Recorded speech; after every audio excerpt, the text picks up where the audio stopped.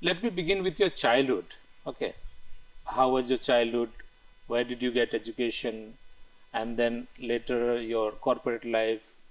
And with that, what kind of idea about Adivasiyat you developed?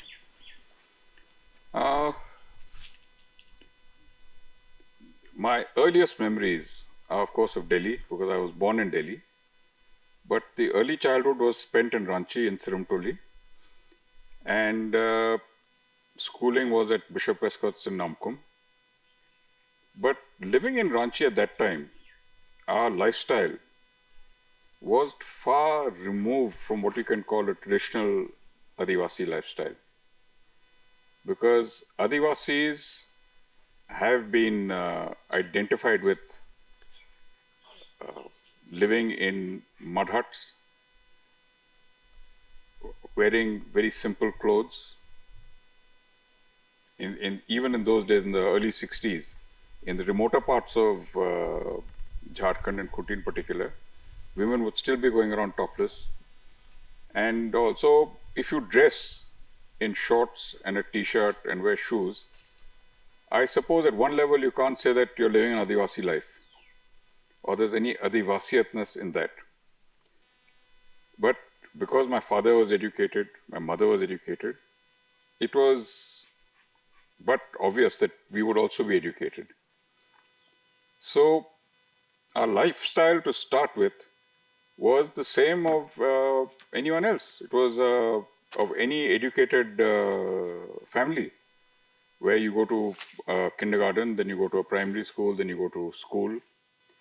At the age of 8, I was sent off. All three brothers. In fact, my eldest brother was there earlier. But Virendra and me went to Mayo College in '65. I was 8, he was 10. And I spent the next 8 years of my life in Rajasthan, studying in Mayo, which I think would be considered very elitist. But if you're part and parcel of the system, there's nothing elite about it. Everyone's the same, everyone's similar. We all have our growing pains, the hormones rushing, the joys of growing up, fighting, squabbling, making friends. In Mayo, in Ajmer in Rajasthan, which was actually built by the British to convert the Indian prince into an English lord.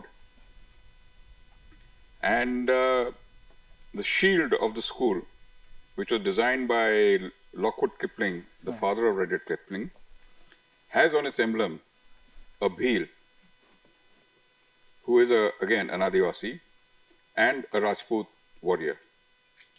So in Rajasthan, the social status of the Adivasi was no less than that of a warrior. So there was no question of any discrimination or any, let me put it this way, being out of place or being odd, which very often happens when you're growing up. And, it was all accepted. There was no bullying as such. And because bullying would come about, if you don't own land. So that was never a case with me. I would say, how could they bully me about land? And especially when the fact that I had imbibed from my father this value that we are the original inhabitants of the land and thereby the original owners of this land. So any, argument or thing which led to the rights of the boy or the ownership of land, it was always that, we are the guys who first owned it, you came second. So what are you talking about? No, you might have beaten us, you might have chased away, that's different, but we were here first. Now that is an argument you cannot change with time. In Mayo, there was a large chunk of students who were local, who were Rajputs, and they all belonged to the landed class. And people are very surprised to learn that actually the Adivasis are also a landed class. We all have land and we all have lots of land. From little to lots, it's a matter of, let me put it this way, your family history.